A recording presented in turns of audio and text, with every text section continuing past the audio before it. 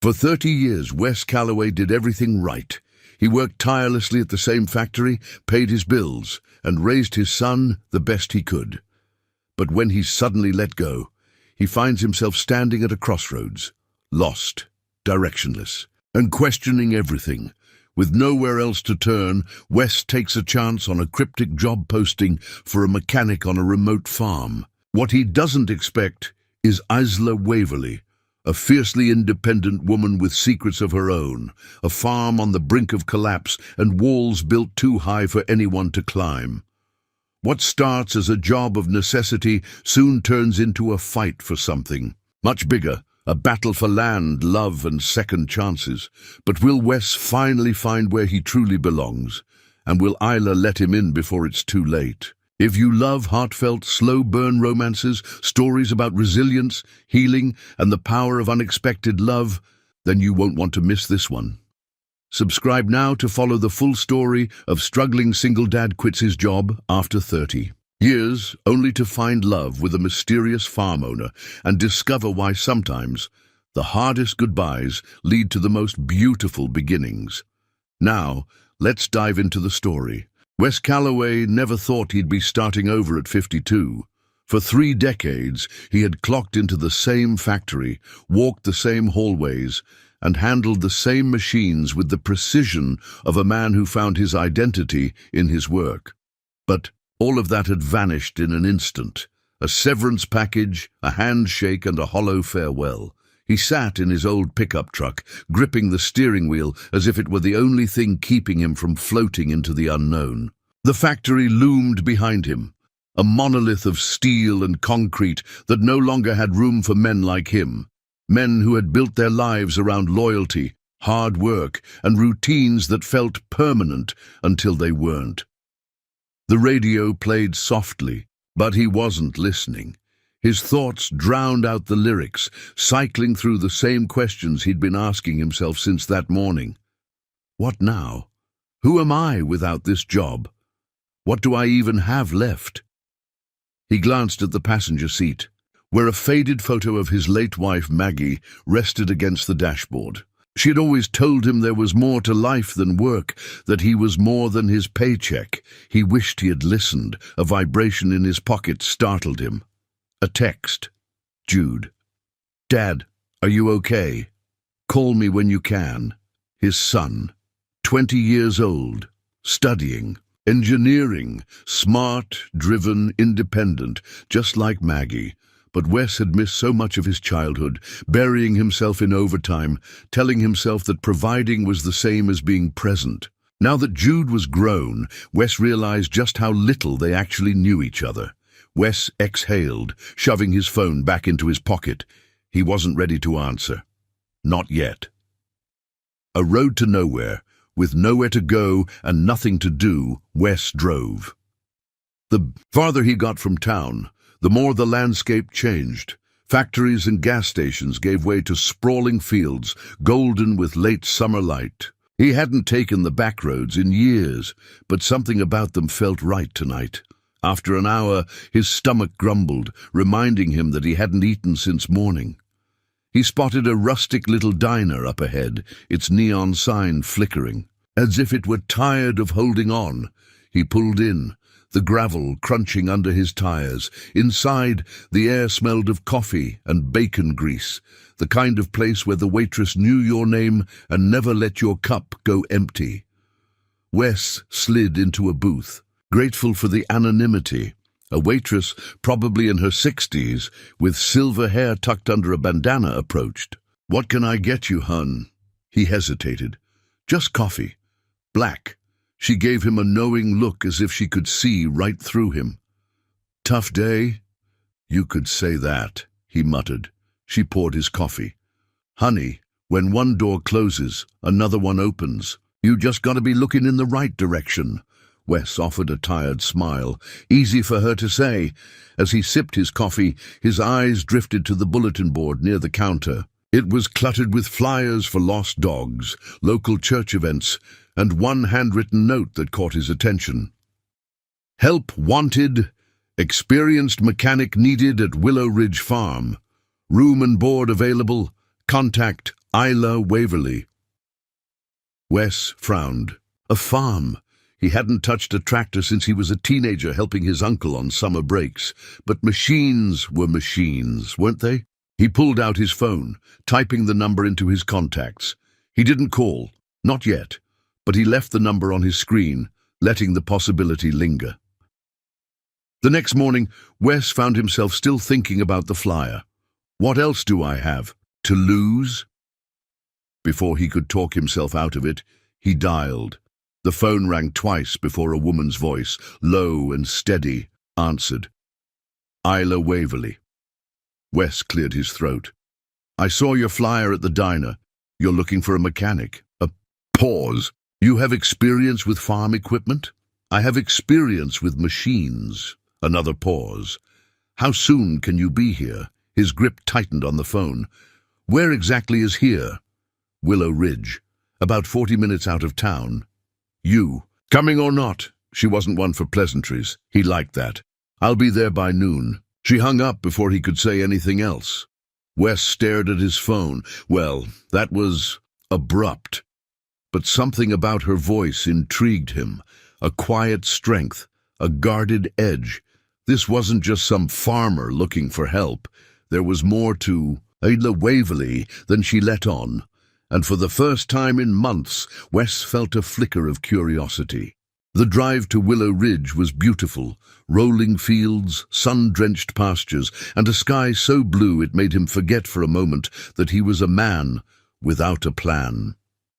When he arrived, he pulled into a long dirt driveway leading to a farmhouse that looked sturdy but weathered, like it had stood through its fair share of storms. Barns and silos stood tall in the distance, and near the fence a chestnut-colored horse flicked its tail in the breeze. A woman stood on the porch, arms crossed. She was younger than he expected, maybe late 40s, with dark auburn hair tied. Back and eyes as sharp as they were unreadable. Isla Waverley. She didn't smile, didn't offer a handshake, just studied him like she was deciding whether he was worth her time. You Wes? That's me. She nodded, glancing at his truck. You bring tools? They're in the back. Good. She turned toward the barn. You're late, Wes blinked. He glanced at his watch. It was 11:58. He let out a quiet chuckle. This is going to be interesting. As he followed her toward the barn, he realized something. For the first time since losing his job, since feeling like his life had been stripped away, he wasn't thinking about what he had lost. He was wondering what came next, and maybe, just maybe, this place had the answer. Wes followed Isla across the gravel driveway, his boots crunching against the ground as they approached the large, weathered barn. He could tell it had seen better days. The red paint was peeling, and the doors sagged slightly on their hinges. But the structure itself was solid. First rule of working here, Isla said, her voice firm but even. If something's broken, don't ask me how it happened. Just fix it. Wes smirked. That happened a lot around here. Isla shot him a sidelong glance but didn't answer. Instead, she pushed open the barn door, revealing the machinery inside. Tractors, plows, and old combines stood in various states of disrepair, some covered in tarps, others clearly in need of attention. This is your playground, she said. Can you handle it? Wes took a slow walk around the barn, assessing the damage. He ran his fingers along a rusted engine, noting the corroded belts, cracked tubing, and signs of years of wear. Isla was right. This place needed help. Most of these machines are older than I am, he said, crouching beside a tractor with a missing wheel. Parts might be hard to find. I've got a junkyard of old equipment behind the east field, Isla replied. You'll find what you need. Wes stood, wiping his hands on his jeans. All right, where do you want me to start? Isla folded her arms, studying him for a moment. You tell me. If you're half as good as you say, I shouldn't have. To hold your hand. There it was again, that guarded edge, that unwillingness to trust. Wes wasn't offended. He'd spent a lifetime working under skeptical bosses, proving himself through action rather than words. This was no different. He turned back to the equipment, running through a mental checklist. Finally, he pointed at an old John Deere tractor. That one? If you can't move hay, you can't run a farm. Isla nodded as if approving of his logic. Good choice. I'll be back in a few hours. And just like that, she was gone. Wes exhaled, rolling up his sleeves. This was what he knew. Fixing things, getting his hands dirty, solving problems one piece at a time. He popped the tractor's hood, shaking his head at the clogged air filters, frayed wiring and gunked-up fuel lines. It wasn't anything he couldn't handle, but it would take time, patience, and the right tools. From the corner of the barn, he spotted a metal toolbox covered in dust. He flipped it open, inspecting the wrenches and screwdrivers inside. Not bad. Old, but still functional. Hours passed in a steady rhythm, unbolting rusted parts, replacing filters, cleaning debris, tightening loose connections. The work was familiar, and for the first time in days, his mind wasn't dwelling on what he had lost. As he worked, a soft whinny caught his attention. He turned toward the open barn doors and saw a chestnut-colored horse standing near the fence, watching him with calm, intelligent eyes. "Well, aren't you a curious one?" Wes murmured. He wiped his hands on his jeans and walked over. The horse flicked its ears, but didn't shy away. Wes extended a hand, palm open, letting the horse sniff before gently running his fingers down its muzzle. "What's your name, huh?" "His name's Gopper," a voice answered behind him. Wes turned to see a tall, lean man in his 60s, wearing a wide-brimmed hat and a dust-covered flannel shirt. He carried himself with the ease of someone who had spent his life under the sun. "Gus Holloway," the man said, extending a hand. "I live down the road, been helping out around here since before Isla could walk." Wes shook his hand, feeling the strength of a man who had worked the land his whole life. "Wes Calloway, just started today." Gus studied him, nodding slowly. "So, you're the new guy?" "Looks like it." Gus chuckled. "Isla ain't the easiest person to work for, but if she let you in that barn, you're already ahead of most." Wes leaned against the fence. "She doesn't trust people easily, does she?" "Nope." Gus looked toward the farmhouse, his face unreadable. "She's got her reasons." Wes didn't press. He had spent a lifetime working with people who carried burdens they weren't ready to share.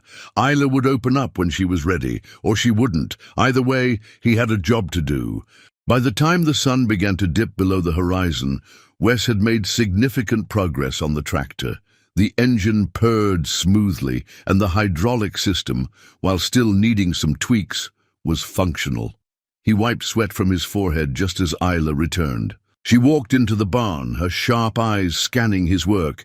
"You finished?" she asked. "See for yourself?" Wes climbed into the driver's seat and turned the ignition.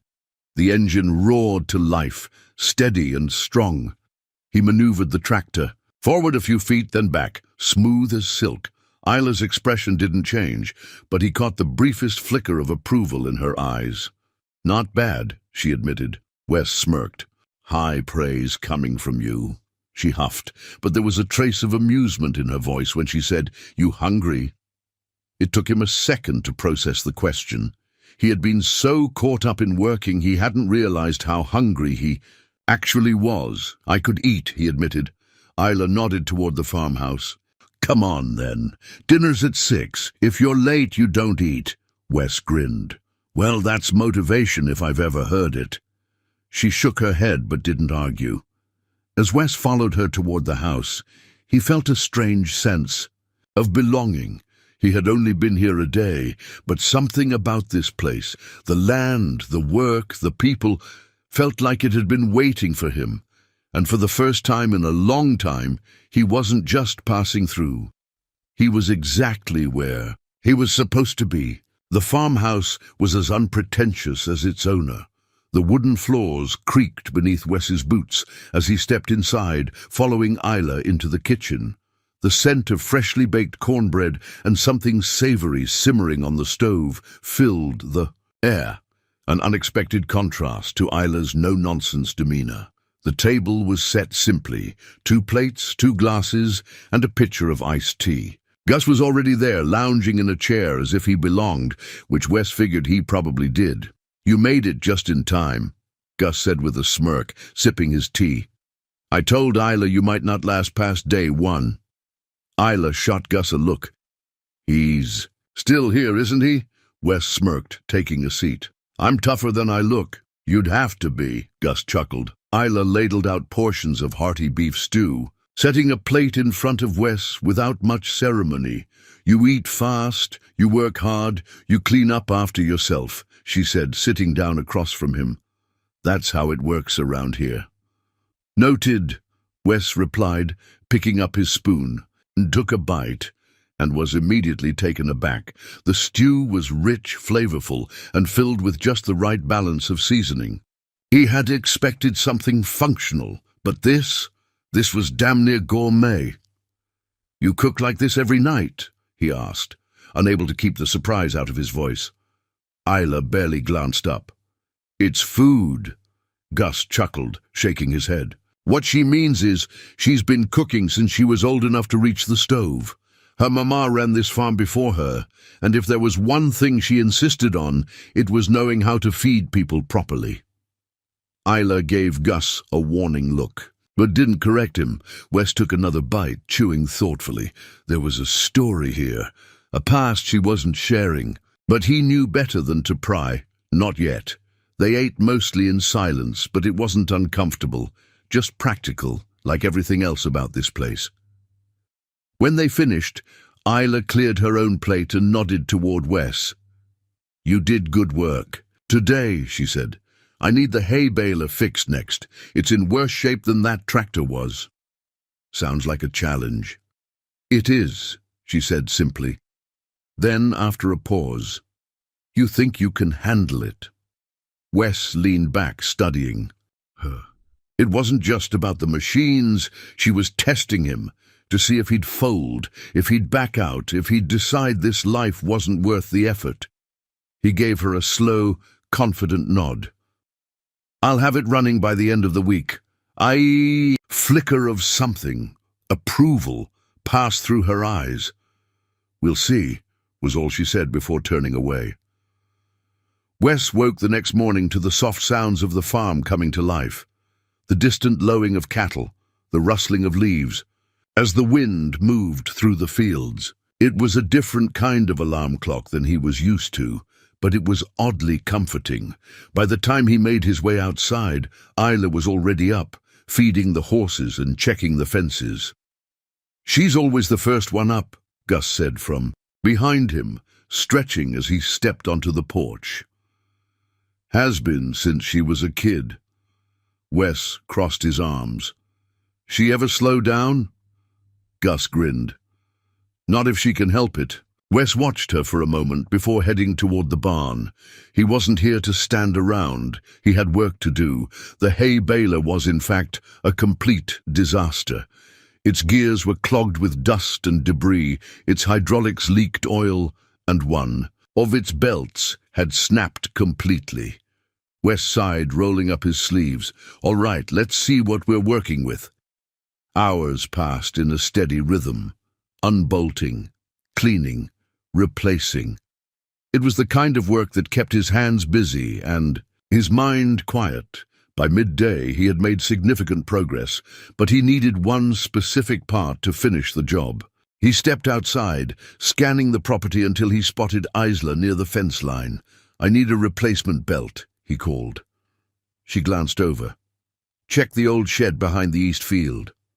Wes nodded and made his way toward the shed, pushing open its rickety wooden doors. Inside, shafts of sunlight pierced through the cracks, illuminating dusty shelves filled with old tools, broken machinery, and forgotten relics of the past. As he searched for the belt, his eyes landed on a faded photograph tucked into the corner of a shelf. A young Isla, maybe in her early 20s, stood beside a man he didn't recognize.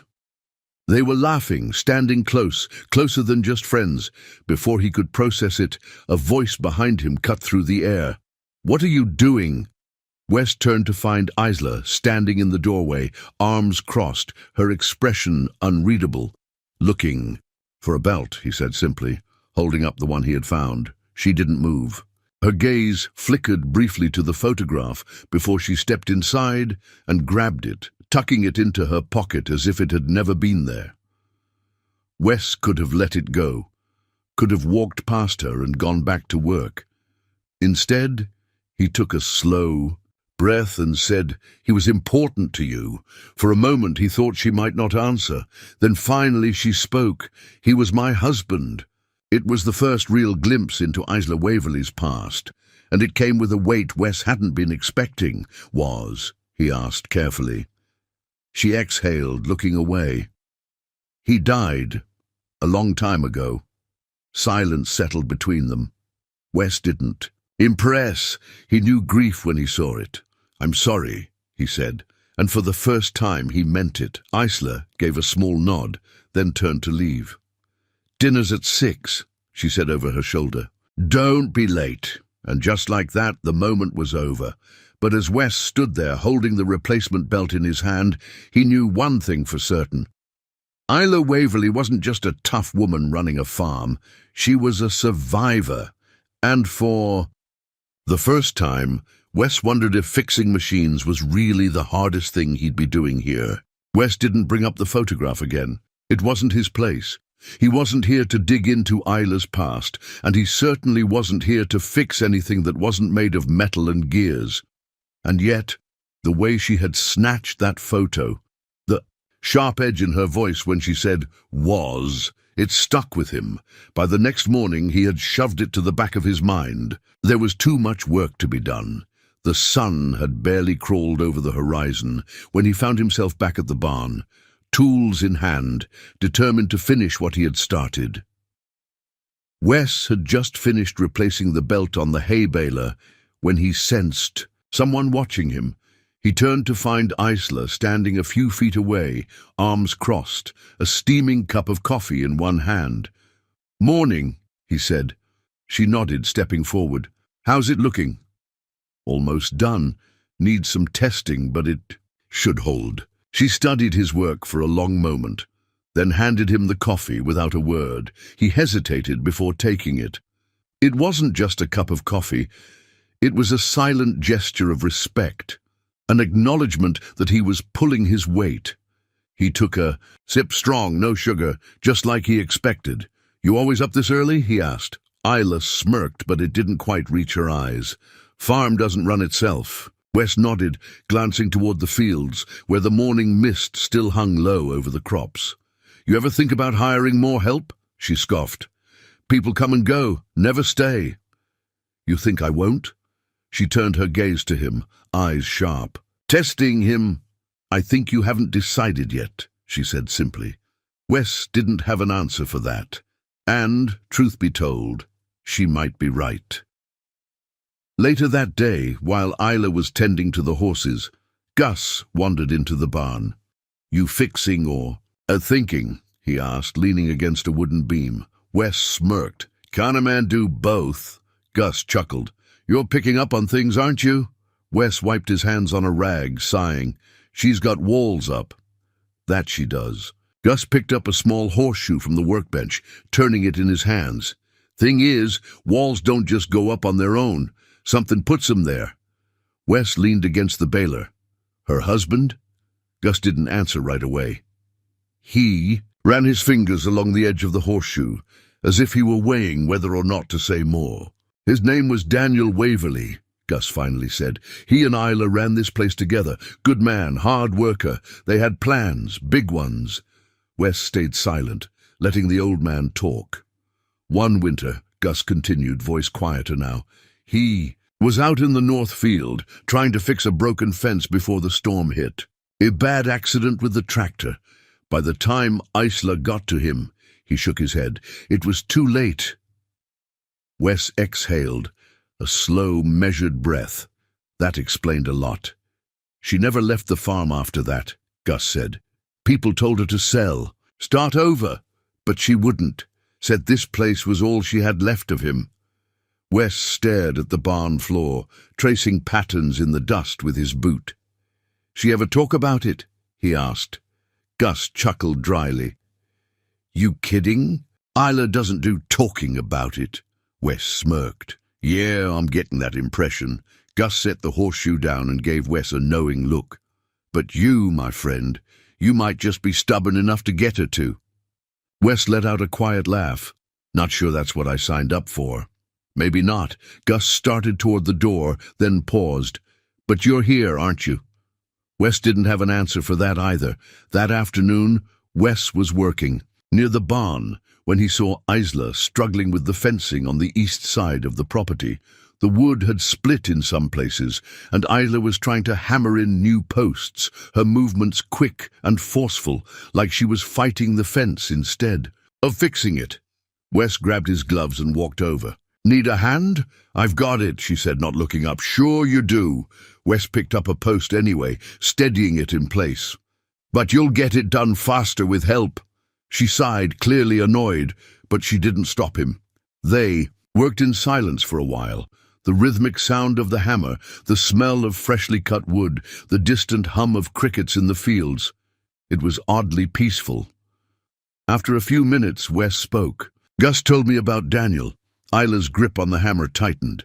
"I figured he would," she muttered. Wes adjusted his gloves, keeping his voice even. "I'm sorry." Isla kept working. "It was a long time ago."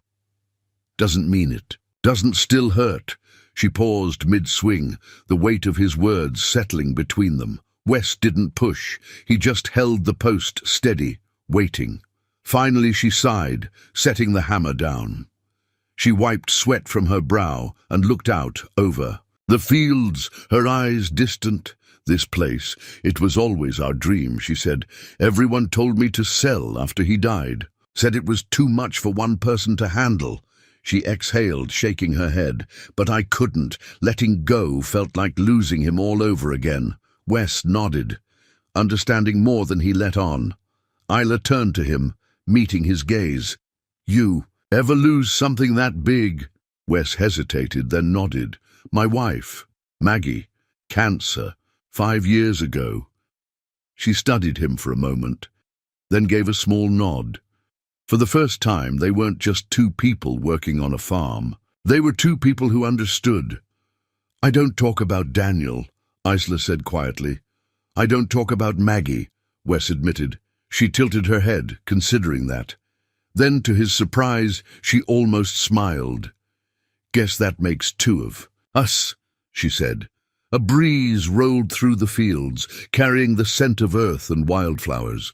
For the first time, Isla didn't seem so guarded, and for the first time, Wes didn't feel like an outsider. They finished the fence together, the silence between them no longer feeling so heavy. That night, as Wes sat on the porch, watching the sun dip behind the hills, he realized something. Maybe he hadn't just found a job. Maybe, just maybe, he was exactly where he was supposed to be.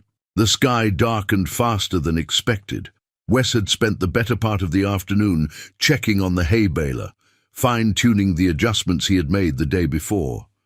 Everything was running smoothly now, and he figured he'd earned himself a quiet evening, but nature had other plans. A strong gust of wind rattled the barn doors, and when he stepped outside he saw it, the storm rolling in, a massive wall of dark clouds swallowing the horizon.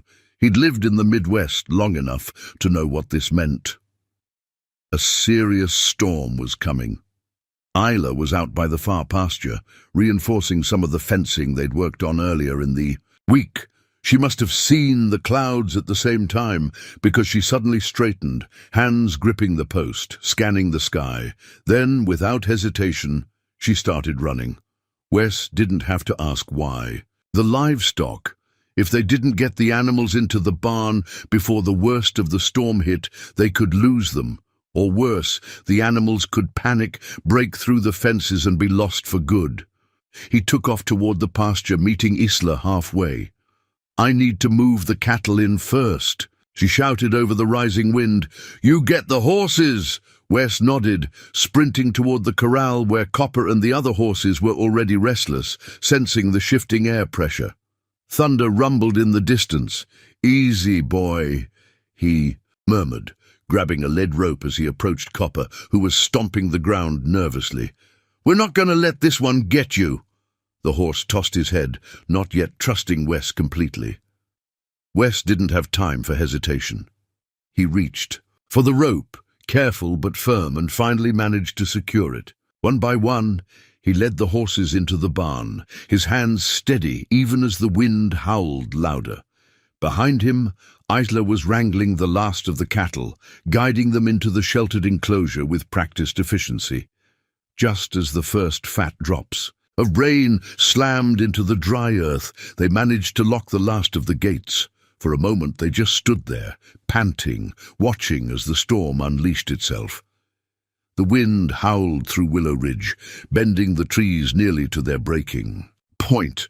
The barn creaked, the old wood groaning as the rain lashed against it like a relentless tide. Isla stood just inside the barn doorway, arms crossed, staring out at the fury of the storm with a tension in her shoulders Wes hadn't seen before. "This ever get easier?" Wes asked, wiping the rain from his forehead. She let out a humorless chuckle. "Not really." He followed her gaze to the farmhouse, where the windows shuddered against the wind. "You worried about the house?" She shook her head. "The house will stand. It always does." But something in her voice said there was more to it. Wes watched her for a long moment, then leaned against the barn wall. "You ever lose a barn in a storm?"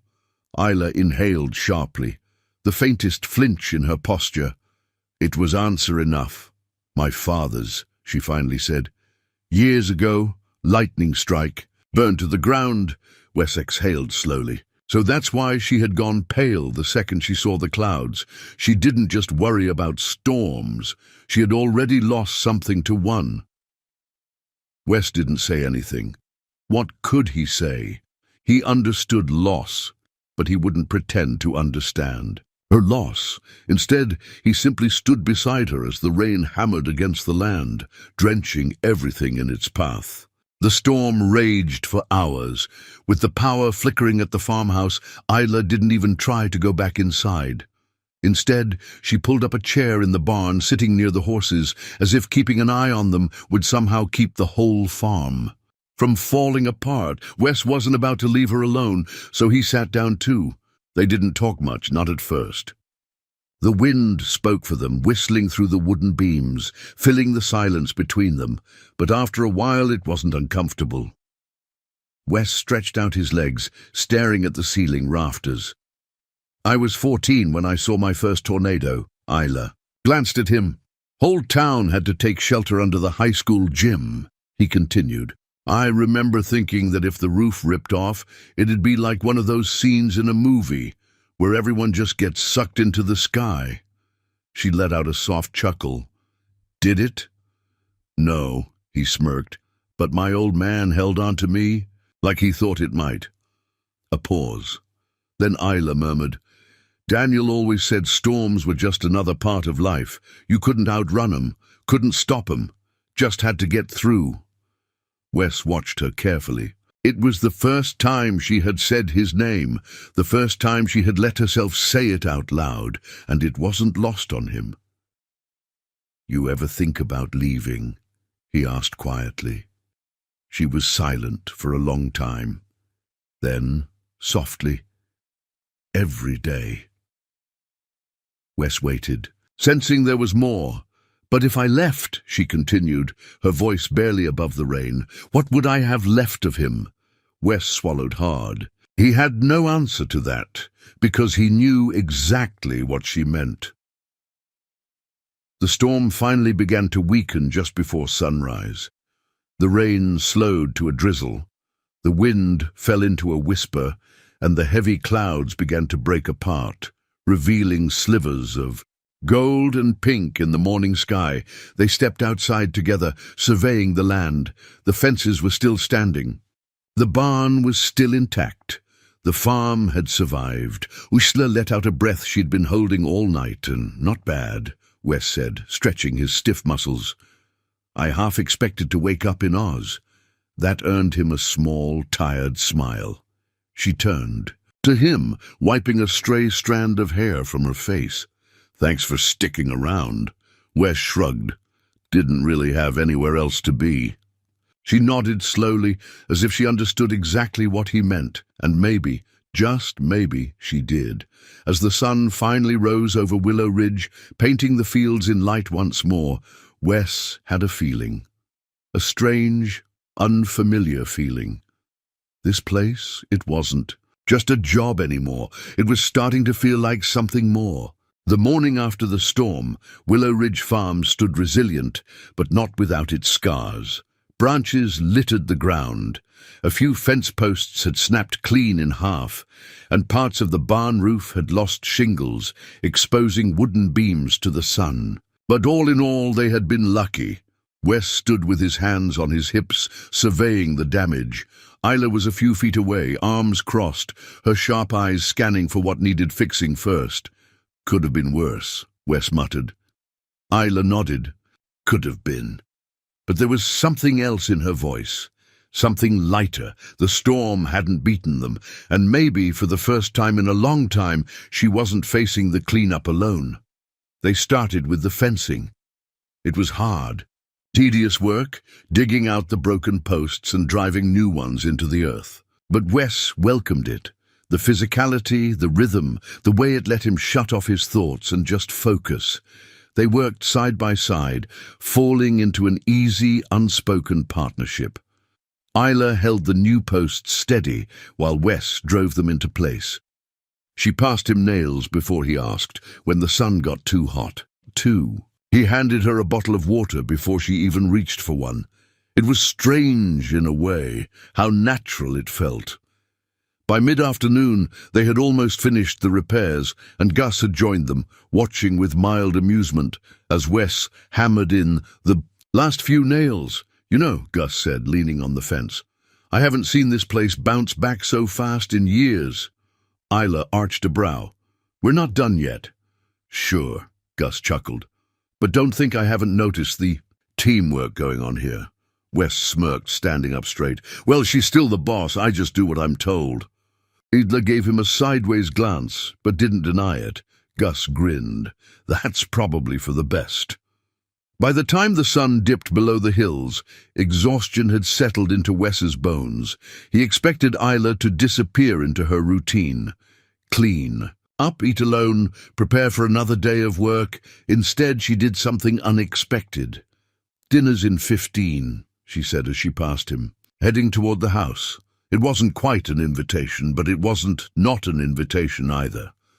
15 minutes later, he found himself back at her kitchen table, the same rustic wooden space that had started to feel a little less foreign each night. Tonight, it was roast chicken, mashed potatoes, and roasted vegetables. Simple, hearty, but undeniably good. For a while they ate in silence, both too tired from the day's work to fill the air with unnecessary words. And then, Isla surprised him again. She poured 2 glasses of whiskey, sliding one across the table toward him. Wes raised a brow but took it. "Didn't take you for a whiskey drinker." "I'm not," she said, swirling the liquid in her glass, "but I keep a bottle around. Some nights just call for it." He nodded, taking a slow sip. It was smooth, warm, familiar, a comfortable. Silence settled between them. Then, out of nowhere, Isla spoke. "You ever miss your old life?" Wes exhaled, setting his glass down. He hadn't expected the question. "Yeah," he admitted. "Some days I wake up and forget I don't have to be at the factory. Then it hits me, and I realize I don't know what the hell I'm doing." Idla studied him. And now? He thought about it. Really thought about it. "I don't know," he said honestly. "But this place, it's starting to feel like something." Her expression softened, just for a second. Then she knocked back the rest of her drink and stood. "Get some rest," she said. "We start early tomorrow." Wes watched her go, a small smirk tugging at the corner of his lips. She was warming up to him, and he wasn't sure why, but he liked that. The next morning, Wes woke to the sound of boots on the porch. When he stepped outside, Isla was standing by his truck, holding something. He frowned. That mine? She tossed him a worn-out leather work glove. His, but freshly mended. You ripped it on the fence post yesterday, she said casually. Figured you'd need it today. Wes looked at the stitching. It was small, careful, precise. She hadn't just fixed it. She had taken the time to do it right. He turned it over in his hands, something warm settling in his chest. Thanks, he said, voice quieter than usual. Isla shrugged, already heading toward the barn. Just trying to keep my best worker functional. Wes smirked. Sure, they could call it that. But somehow it felt like something more. The summer heat settled thick over Willow Ridge Farm, the kind that stuck to your skin and made the air feel heavier. The days passed in a steady rhythm, repairing, tending, mending, building. Wes had fallen into it seamlessly, as if he had been here far longer than just a few weeks. But the farm was more than just work. It was becoming something else. A place where his hands had purpose, a place where the silence wasn't lonely, and, maybe, a place where he belonged. It was late afternoon when a black SUV rumbled up the dirt driveway, kicking up dust as it approached the house. Wes was in the barn when he heard the slam of a car door. He wiped his hands on a rag, stepping out just in time to see Isla walking toward the vehicle, her posture stiff, her expression unreadable. A man in an expensive suit stood by the SUV holding a folder. He was out of place, too polished for a Varm, too calculated in his movements. Wes didn't like him, and when the man spoke, Wes liked him even less. Ms. Waverly, the man said smoothly.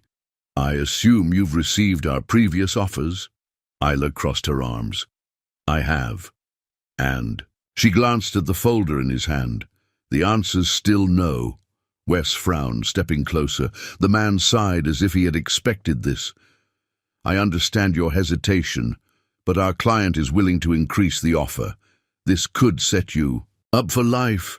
I already have a life, Isla said flatly. The man forced a smile. Ms. Waverly, let's be realistic. A farm this size, run by one person. It's only a matter of time before. I said no. Her voice was sharp, final, unwavering. The man's smile thinned. He slid a business card from his pocket, placing it on the hood of the SUV. If you change your mind, he said, you know where to find us. Then, with a measured glance toward Wes, he climbed back into the vehicle and drove off, leaving only the swirl of dust behind. Wes turned to Isla. You want to tell me what that was about? She didn't pick up the business card, didn't even look at it. Instead, she exhaled slowly. They've been trying to buy this land for years, she muttered. Developers want to turn it into a resort or some nonsense. Wes frowned. You ever consider it? She gave him a look so sharp it could cut wire. Not for a second. Wes respected that, but he also saw something deeper in her eyes, something she wouldn't say. What if they don't give her a choice? That night, Wes found Isla sitting on the front porch, staring at the horizon like she was waiting for something to happen. He sat down beside her, stretching his legs. You okay? He asked. She hesitated, then finally, I don't trust them. Wes nodded. I don't either. She took a slow breath, gripping the porch railing. They tried to buy the farm after Daniel died, she admitted. Came at me when I was at my lowest, hoping I'd be desperate enough to sell. Wes clenched his jaw. Classy. They backed off for a while. But now, she exhaled. They're back. And I don't think they're walking away this time. Silence settled between them. Then Wes said, You ever think about what happens if they don't take no for an answer? Isla's grip tightened. I don't have time for if. Wes respected that, respected her stubbornness, her fight, but something in his gut told him this wasn't over, and for the first time since arriving at Willow Ridge, he felt something unexpected, protective.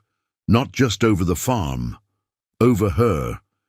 The wind had picked up by the time Wes turned in for the night, but sleep didn't come easy. Something about the man in the suit, about the way Isla had stood so rigid, about the way she had watched the road long after he was gone, it gnawed at him. Sometime past midnight, a noise jerked him awake. Not the wind. Something else. Something unnatural. Wes threw on his boots and stepped onto the porch. The air was too still, too heavy. Then he smelled its smoke. His chest tightened. His pulse jumped. He turned toward the barn and saw it, a flicker of orange in the darkness. Wes didn't think, didn't hesitate. He ran. By the time he reached the barn, the small fire had already started licking at the old wooden beams. It wasn't much, not yet. But if it caught, if the wind shifted, the whole barn could be gone in minutes. Wes grabbed the nearest bucket, sprinting toward the water pump. "Isla!" he roared. Within seconds, she was there. One look at the fire and she didn't waste time asking questions. She grabbed a bucket and together they worked in frantic tandem, dousing the flames before they could spread. The fire hissed and sputtered under the water, sending up plumes of steam, and then, just like that, it was gone, leaving behind only the smell of smoke and something worse. A warning. Wes turned to Isla, breathing hard. That wasn't an accident. Her jaw was tight, eyes sharp. "No," she said, "it wasn't." They stood there, the barn still standing, but something irreversibly changed. The developers weren't just making offers anymore, they were making threats. And Wes, he wasn't about to let them win. Not while he was here, not while this farm still had a fight left in it. The smoke still lingered in the air. Even though the fire had been extinguished, its presence remained, a ghost in the night, a warning neither Wes nor Isla could ignore. They stood in the barn, their clothes damp from the water they had thrown on the flames. The flickering lantern cast shadows across the walls, the charred wooden beams, a stark reminder that this could have ended much worse. Neither of them spoke for a moment. Then Wes exhaled, slow and controlled. "You still think they're gonna play fair?" Isla's jaw was tight. "I never thought that." He studied her, the rigid set of her shoulders, the way she curled her hands into fists. Isla Waverley wasn't scared. She was furious. Wes wiped a hand down his face, shaking his head. Whoever did this, they weren't trying to burn the whole place down. Just enough to send a message. "They sent it," Isla muttered. "But what's your answer?" She finally turned to face him, her eyes burning with something fierce, something unwavering. "They want me to give up," she said, voice deadly calm. "They can go to hell." By the time the sun broke over Willow Ridge, the fire was just a memory. But for Wes, the fight had begun. He wasn't a farmer, wasn't a man with roots in this land the way Isla was. But he knew bullies when he saw them, and he knew how to stand his ground. That morning, he found Gus sitting on the front porch, sipping his coffee like he had all the time in the world. "I heard about last night," Gus said before Wes could speak. "You two okay?" Wes nodded. "Yeah." He paused, then leaned against the railing. "You ever have trouble like this before?" Gus sighed, setting down his mug. "Not like this. There were always offers, sure. But this?" His lips pressed into a firm line. "This is different." Wes glanced toward the barn. "I don't think they're done." "Neither do I." They sat in silence for a moment before Gus spoke again. "Isla's stubborn," he said. "She won't ask for help." "I noticed." Gus eyed him. "But you're still here." Wes met his gaze. "Yeah." A slow smile tugged at the older man's lips. "Good." Because for the first time, Wes wasn't just here because he needed a job. He was here because this fight was his now, too. Later that day, Wes found Isla in the horse pasture, checking the fence line. She looked up as he approached but didn't speak. He leaned against the post, watching her work. "You ever think about calling the cops?" he asked. She snorted. "And tell them what? That a fire almost happened?" That someone's trying to force you off this land. She shook her head. No proof. That doesn't mean you should ignore it. She didn't respond right. Away. Then, after a moment, she sighed, gripping the fence. I don't ignore it, Wes. I just don't let it control me. He studied her for a moment. And if they try again? Her jaw clenched. Then they'll regret it. Wes didn't doubt that for a second, but he also knew this wasn't a battle she should be fighting alone. She was strong, stronger than anyone he had ever met, but even strong people needed someone to stand beside them. That afternoon, Wes took a drive into town, not because he needed a break, but because he needed answers. The town of Hollow Creek wasn't big. It had one main street, a hardware store, a diner, and a handful of other small businesses. The kind of place where everybody knew everybody, and if you knew where to ask, where people talked. Wes pulled into the parking lot of the Rusty Spur, a bar that looked as weathered as its name. Inside, the air smelled of sawdust and whiskey, a jukebox playing an old country song in the background. He spotted the bartender, a middle-aged man with a graying beard, polishing a glass behind the counter. Wes walked up. Hey, you got a minute? The bartender looked up, eyeing him. Depends.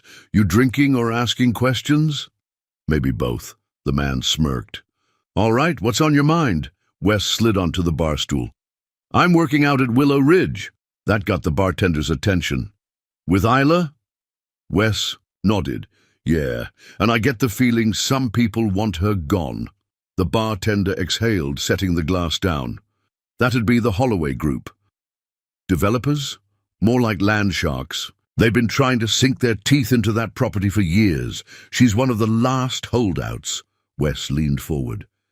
You think they'd go as far as arson? The bartender's eyes flickered. He knew something. Look, the man said, lowering his voice. I ain't saying nothing for sure, but let's just say they're not the kind of people who take no lightly. Wes felt his pulse slow, not in fear, but in something colder, something resolved. He finished his drink, dropped some cash on the counter and stood. He had heard enough. When Wes returned to the farm, Isla was waiting on the porch. She studied him as he walked up, like she already knew he had found something out. Well? She asked. Wes stopped at the steps, looking up at her. They won't stop, he said. Not unless we make them. Her expression didn't change, but she didn't argue either. Instead, after a moment, she nodded. It was a simple thing, but it was enough. Because for the first time, Isla wasn't fighting this alone, and Wes wasn't. Just a worker anymore. He was in this, for the farm, for her, and whatever came next, they would face it together. The next morning, the tension in the air was different. Wes could feel it as soon as he stepped out onto the porch. The usual quiet hum of farm life was there. The distant mooing of cattle, the rustling of leaves in the light breeze, the sound of copper pouring at the dirt in his corral, but underneath it was something unspoken, electric, waiting. He wasn't the only one who felt it. Isla stood by the fence, arms crossed, staring out at the land like she was preparing for battle. And maybe she was. Wes walked over, boots crunching on gravel. Get any sleep? She shook her head. Not really. Me neither. They stood in silence for a moment. Then Isla spoke, her voice quieter than usual. I keep thinking, what if this never ends? What if I spend the rest of my life fighting? People like them? Wes leaned against the fence. Then you fight. She let out a breath, shaking her head. Easy for you to say. Wes turned to her. You think I don't get it? His voice was calm but firm. I lost my job, Isla. 30 years in the same place, and one day, just gone.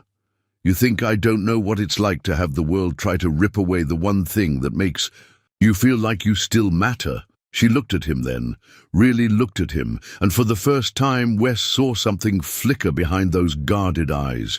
Recognition, understanding, a quiet kind of trust. I know what this place means to you. Wes said. "And I know you're not gonna give up. So if you're still fighting," he exhaled, "then I'm fighting too." Ayla studied him, the weight of his words settling in. Then finally she nodded, and that was all she needed to say.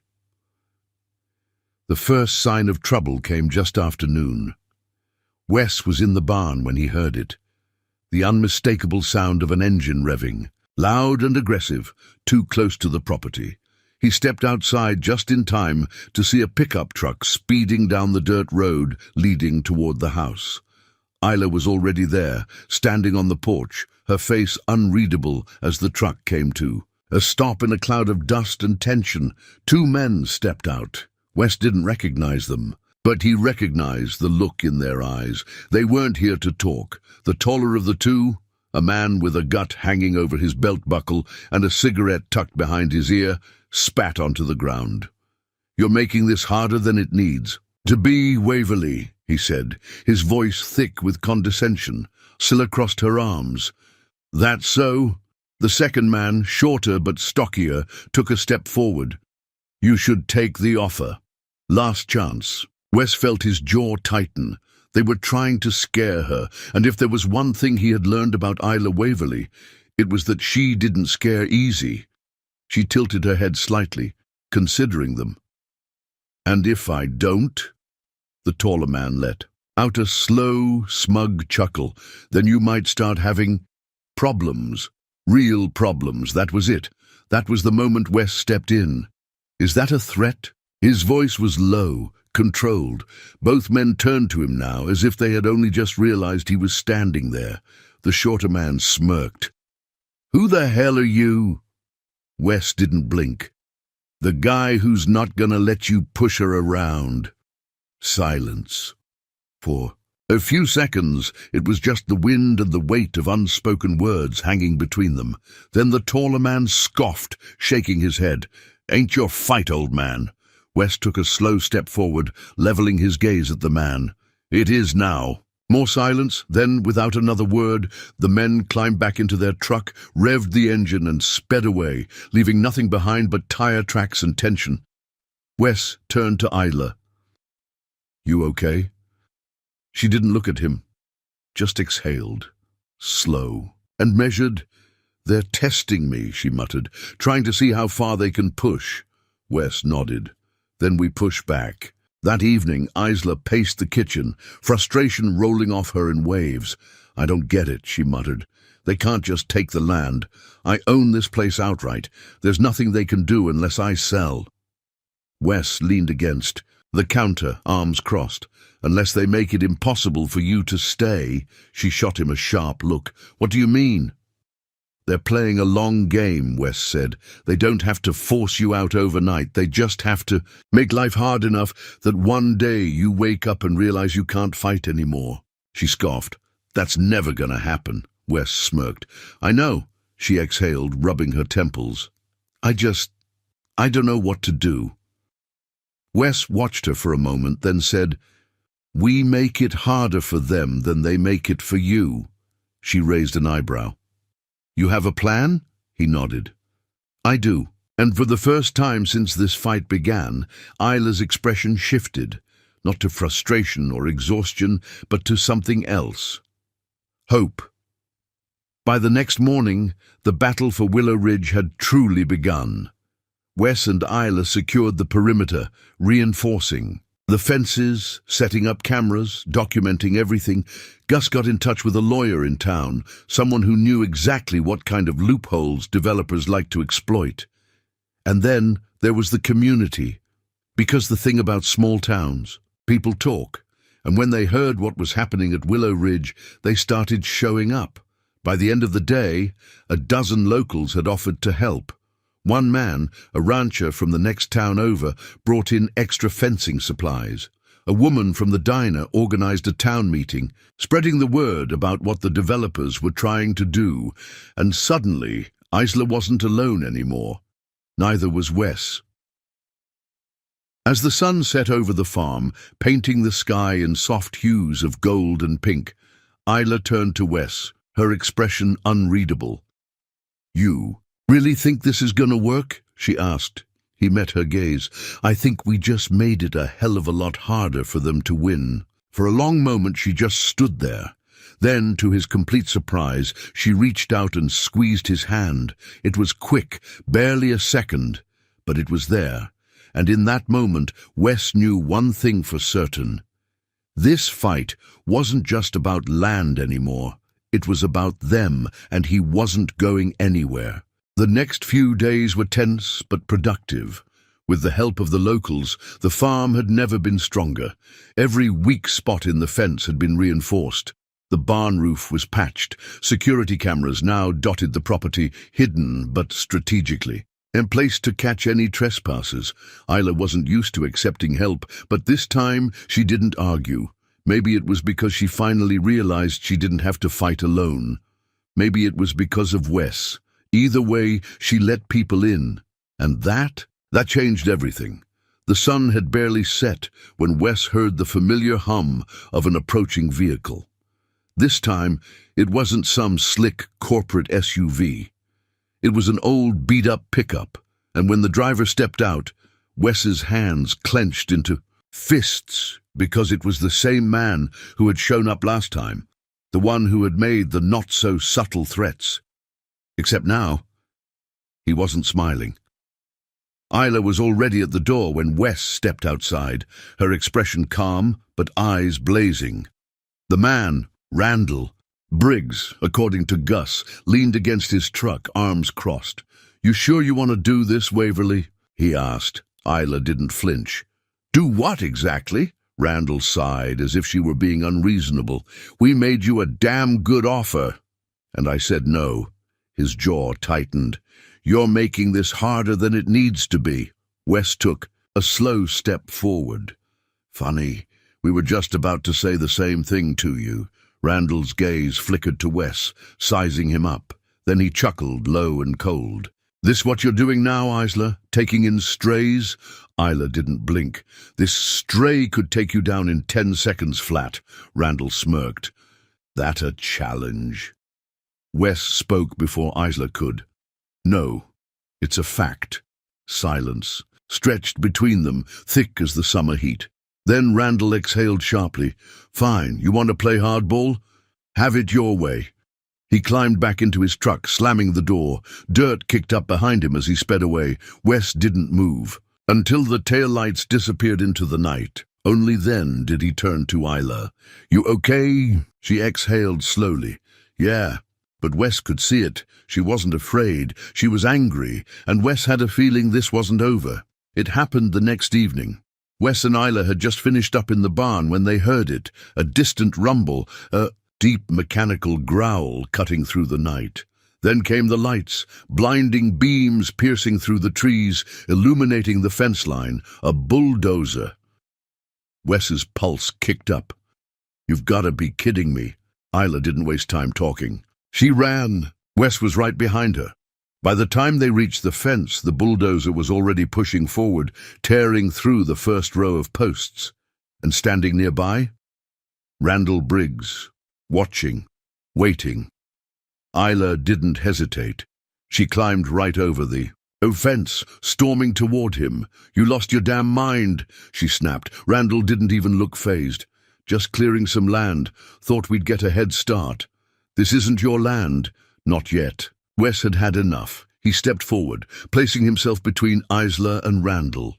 "You take that thing any farther, and I promise you, this gets real ugly real fast." Randall smirked. "Oh yeah? And what exactly are you going to do about it?" "Old man." Wes didn't flinch, but he didn't have to, because suddenly lights flooded the property, not from the bulldozer, from dozens of trucks parked along the road, and stepping out of them, the town. Farmers, ranchers, people from the diner, all of them here for Isla, for Willow Ridge. Randall's smirk faltered. "Problem, Briggs." Gus's voice cut through the air, low and sharp. He stepped forward, a shotgun slung casually over his shoulder. "Because from where I'm standing, it looks like you're trespassing." Randall glanced at the growing crowd, then back at Wes. Then at Gisela, and he knew. He had lost. He muttered a curse under his breath, then jerked his hand toward the bulldozer operator. "Back it up." The machine lurched into reverse, retreating. Randall turned to Isla one last time. "This ain't over." Isla crossed her arms. "Yes, it is." And for the first time, she truly believed it. Randall climbed into his truck, his face a mask of barely contained fury. But Wes didn't care, because as the last of them disappeared down the road, he turned to Isla and saw the weight lift off her shoulders. Just a little, just enough. She looked at him then, her expression unreadable. And then, before he could think, before he could process, she stepped closer, close enough for him to feel her warmth, the electricity between them, close enough for her to say, soft but certain, "You were right." Wes swallowed. About what? Her eyes searched his, something shifting, something changing, that I don't have to fight alone. And just like that, something inside Wes unraveled, because he realized he had never wanted to just protect this place. He had wanted to protect her. And now, maybe she'd finally let him. The dust had settled. The battle for Willow Ridge was over. For the first time in years, Sheila Waverly could breathe. The developers were gone. The town had stood beside her. And the farm, her home, her legacy, was still standing. But something else had changed, something bigger than the land, and it had everything to do with Wes Calloway. The morning after Randall Briggs and his crew had slithered away, Idla woke up to a different kind of quiet. Not the silence of loneliness, not the silence of waiting for the next fight, but a silence that felt peaceful. She stepped onto the porch, coffee in hand, watching as the early mist rolled over the fields. The farm had never looked more beautiful. And then she saw him, Wes. He was down by the corral, rubbing Copper's nose, murmuring something soft to the horse. A man who had come here a stranger, and now, somehow, he belonged. Something inside her shifted, something she had been trying to ignore, something she wasn't afraid of anymore. Wes felt Isla's presence before she spoke. "You planning on staying out here all day?" she asked, leaning against the fence. He smirked, keeping his hand on Copper's mane. "Could be worse ways to spend my time." She was quiet for a beat. Then, "So, what now?" Wes turned to her, studying the way the sunrise painted gold into her auburn hair. "That's up to you," he said, her brow furrowed. "What do you mean?" Wes exhaled, running a hand through his hair. "The fight's over, Isla. I came here needing work, and I found something a hell of a lot more than that." He paused, meeting her gaze. "But I don't want to stay here just because you need help." Isla's throat tightened, because she knew what he was really asking. "Do you want me here?" "Not as a worker, not as a friend, but as something more." She gripped the fence, looking out over the land that had been her whole world. The place she had clung to out of fear of losing Daniel, out of fear of losing herself. But Wes, he had made this place feel like something new, and maybe, just maybe, she was ready to start again. She turned back to him, her voice steady. "I don't need help, Wes." His jaw tensed, like he had been expecting that answer. Then she stepped forward, closer than she ever had before. "But I do need you." The breath left his lungs. For the first time, there was no hesitation, no doubt, just Isla, looking at him like he was exactly where he was supposed to be. And for Wes Calloway, a man who had lost his job, lost his way, lost his sense of purpose, nothing had ever felt more certain. Wes didn't need to. He closed the distance between them, cupping her face, brushing his thumb along her cheek. Isla didn't pull away, didn't flinch. She just let him in. And when he kissed her, it wasn't hesitant. It was real, steady, grounded, like a promise, like home. When they finally pulled apart, Isla let out a breath that almost sounded like a laugh. "Took you long." "Enough," Wes smirked, resting his forehead against hers. "You're impossible." You love it, he chuckled, shaking his head. Yeah, I really do. And just like that, the last of the walls between them fell. The weeks passed in a golden haze of hard work and quiet, stolen moments. They built new fences, fixed up the old barn, planted new crops. But more than that, they built a life. Together. Gus called it a damn miracle. The town called it about time. And Wes, he just called it home. One evening, as they sat on the porch, watching the sunset paint the sky in shades of pink and orange, Isla turned to him. You ever think about leaving? She asked. Wes took her hand, lacing their fingers together. Not anymore, she smiled. Good. And as the stars blinked to life above them, Wes knew this was exactly where he was meant to be, not just for a season, not just for a fight, for good. Wow, what a journey. Wes and Isla's story is a testament to how second chances, resilience, and unexpected love can transform lives. But now I want to hear from you. Where are you watching from? Let me know in the comments below. I love seeing how far our community reaches. And if you enjoyed this story, don't forget to hit that subscribe button and turn on notifications so you never miss another heartwarming, inspiring tale.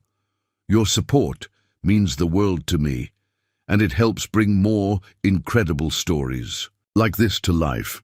Leave a comment, share your thoughts, and let's keep the conversation going. Thank you for watching, for being part of this journey, and for believing in the magic of storytelling.